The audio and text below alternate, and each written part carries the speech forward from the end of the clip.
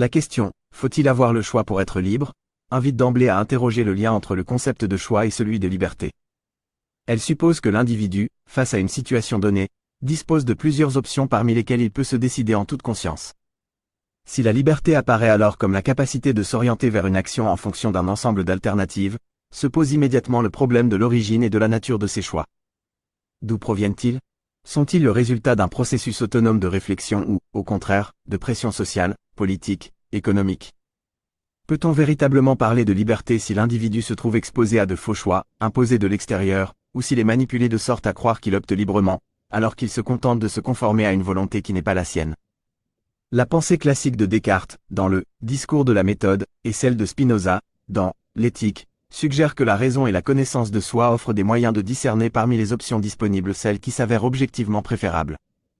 Le recours à la raison permet de repérer les manipulations, de déjouer les illusions, et d'accroître la portée des choix offerts. Ainsi, plus on comprend le monde et ses mécanismes, plus on est susceptible d'accéder à une variété de chemins d'action. Toutefois, si la raison seule ne suffit pas à trancher entre plusieurs possibilités, ne risque-t-on pas de rester indécis, voire de se paralyser face à la multiplicité des choix ?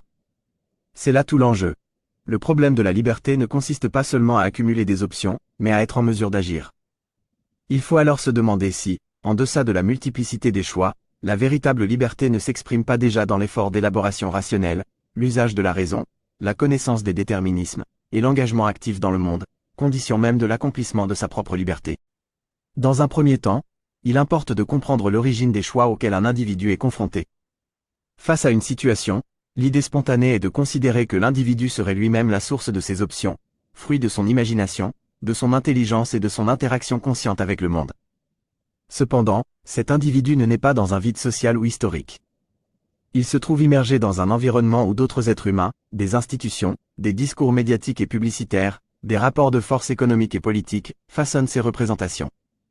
Dès lors, les choix qu'il croit trouver devant lui peuvent être largement déterminés, voire produits par des instances extérieures. Considérons la célèbre phrase attribuée à Henry Ford.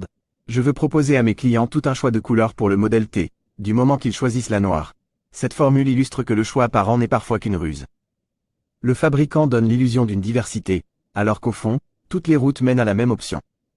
Le consommateur croit exercer sa liberté, mais il est prisonnier d'un cadre contraint, dessiné par l'autre. De même, dans le roman 1984 de George Orwell, la figure de Big Brother incarne la puissance du conditionnement mental. Les citoyens vivent sous une autorité qui non seulement limite matériellement leurs choix, mais surtout manipule leur faculté de penser. Les mots, les idées, les aspirations, tout est normé, redéfini, pour que le sujet imagine être libre alors que ses choix, préalablement sélectionnés, ne font que le conduire là où le pouvoir central le souhaite. Le célèbre ministère de la vérité réécrit l'histoire, redéfinit le langage, éduque l'esprit à se soumettre à une idéologie. Le choix demeure officiellement permis. Il est possible, par exemple, d'accepter la doctrine du parti ou de s'engager dans des pensées plus subversives. Mais ce second terme du choix est si périlleux, si semé d'embûches, qu'il demeure pratiquement inexistant. Les esprits conditionnés s'orientent spontanément vers la seule voie restante, la voie orthodoxe, sans même s'en rendre compte. Dans cette perspective, la question du choix comme condition de la liberté devient profondément ambiguë. Qu'est-ce qu'un choix si les options sont fixées d'avance, si l'une d'elles se révèle impossible ou terrifiante, et si l'individu est manipulé jusque dans ses désirs et ses croyances ? Peut-on parler de liberté lorsque l'on évolue dans un monde où l'individu accepte le jeu social et politique sans même être conscient qu'il y a manipulation ? L'illusion du choix, fondée sur la manipulation des esprits et la mise en scène des alternatives, constitue une menace pour la liberté authentique. C'est pourquoi avoir simplement un éventail d'options ne garantit pas la liberté. Sans un effort d'analyse, sans prendre conscience des conditionnements externes et internes, l'individu demeure exposé aux faux-semblants. La liberté exige, en amont, un travail de lucidité, une prise de recul rationnel, afin de distinguer entre choix apparents et choix réels. Sans ce travail, le sujet n'est que le jouet de force qui le dépasse, et qui met à sa disposition, ou plutôt lui impose, un champ de possibilités tronqué. Dans ces conditions, l'illusion d'avoir le choix conforte une servitude, une liberté purement fictive, et dissimule l'absence réelle d'autonomie. Si l'origine des choix peut être partiellement ou totalement extérieure à l'individu, la voie de la liberté passe par le développement d'une autonomie rationnelle. Descartes, dans « Le discours de la méthode », souligne l'importance d'une méthode rigoureuse, guidée par la raison, pour accéder à une compréhension claire des situations et des moyens d'agir. Selon lui, la liberté véritable implique la capacité de former des jugements fondés sur la connaissance et le doute méthodique, afin de ne pas céder aveuglément aux opinions communes. Le libre arbitre consiste alors à suspendre son assentiment tant que le vrai ne se donne pas clairement à l'esprit. Ainsi, la multiplicité des choix n'est pas en soi le critère de la liberté. Ce qui importe, c'est de parvenir à discerner ce qui est objectivement bon et raisonnable, en s'affranchissant des illusions, des passions excessives et des conditionnements sociaux. Cette position cartésienne rejoint la démarche de Spinoza dans l'Éthique. Pour Spinoza, la liberté ne se réduit pas à l'absence de contraintes. Elle réside dans la compréhension de la nécessité des choses. En reconnaissant les lois naturelles, les déterminismes qui régissent le monde et nos propres affects, nous pouvons non pas échapper à toute contrainte, mais apprendre à les utiliser, à les intégrer dans notre action. Le pianiste, avant d'improviser librement, doit se soumettre à l'apprentissage des gammes. Au terme de ce travail rigoureux, il ne joue plus mécaniquement, il crée dans la liberté d'une interprétation personnelle. Ainsi, être libre ne signifie pas flotter entre une infinité d'options indéterminées. Au contraire, il s'agit de s'inscrire dans la compréhension des contraintes, d'exploiter les déterminismes pour mieux orienter l'action. Spinoza formule cela clairement. J'appelle libre, quant à moi, celui qui est poussé à agir par la seule impulsion de sa volonté et qui, pour être déterminé à agir ainsi, n'a besoin d'aucune cause étrangère qui le contraigne. De ce point de vue, la liberté ne se définit pas par le nombre d'options présentes à l'esprit, mais par l'autonomie intérieure, le pouvoir de l'individu d'agir selon la raison plutôt que sous la contrainte d'une cause externe. Cette compréhension rejoint la dialectique du maître et de l'esclave chez Hegel, telle qu'il l'expose dans La phénoménologie de l'esprit. Pour Hegel, l'homme ne devient vraiment libre qu'en s'engageant dans le monde, en travaillant, en luttant pour la reconnaissance mutuelle. Dans cette dialectique, l'esclave, contraint de servir, se trouve d'abord privé de liberté. Toutefois, par l'activité du travail, il transforme la matière, se transforme lui-même, et acquiert une maîtrise rationnelle sur le monde.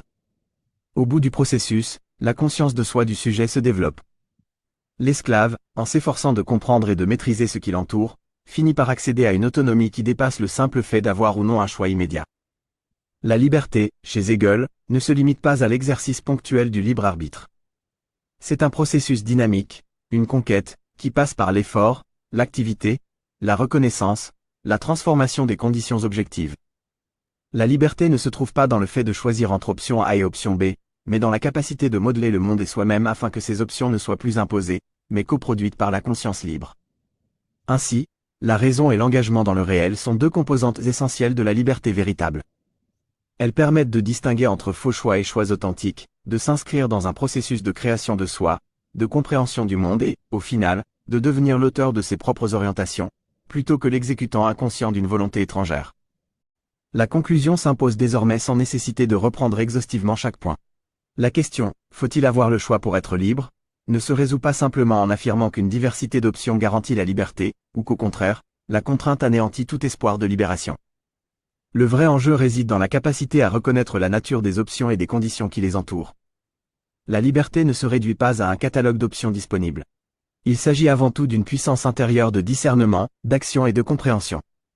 L'option n'est pas une simple donnée qui tombe du ciel. Elle peut être le fruit de manipulations, de conditionnements, d'illusions soigneusement orchestrées. Sans lucidité ni méthode rationnelle, l'individu court le risque de confondre la servitude volontaire avec l'exercice de sa liberté. La raison, comme le soutient Descartes, est le guide pour démasquer les illusions. La connaissance des lois de la nature et de l'esprit, prônée par Spinoza, permet de transformer des contraintes initiales en tremplin vers une action maîtrisée. De même, la réflexion d'Hegel montre que le travail, l'activité et l'engagement dans le monde participent à l'élaboration d'une conscience libre, car ils permettent de s'arracher à la passivité, d'échapper au simple rapport d'obéissance, et d'accéder à une forme de liberté plus élevée. L'exemple de la société totalitaire décrite par Orwell illustre la caricature inverse. Un monde qui feint d'offrir des options, mais dans lequel toute alternative authentique est rendue impossible, car l'esprit est cadenassé en amont. Il ne suffit donc pas d'avoir ou non le choix. Ce qui est décisif, c'est de savoir comment on en vient à disposer de ces options, et comment on peut les examiner, les comprendre, les filtrer. La liberté véritable exige un travail sur soi, sur ses connaissances, sur ses déterminations, et sur le monde lui-même. C'est en cela qu'elle transcende la simple question de la multiplicité des options. Elle se déploie alors comme une démarche active, raisonnée, consciente et finalement autonome.